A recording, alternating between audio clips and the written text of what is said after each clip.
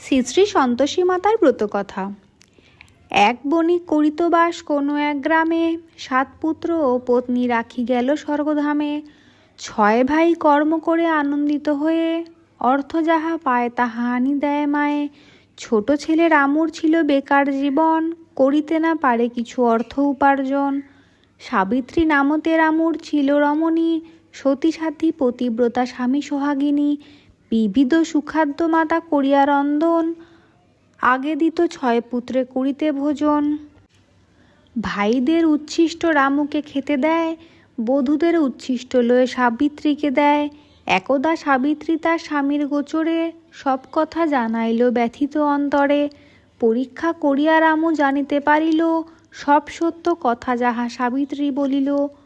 বুঝিতে পারিল রামু অর্থ নাহি যার, এ সংসারে জন্ম বিফল হয় তার।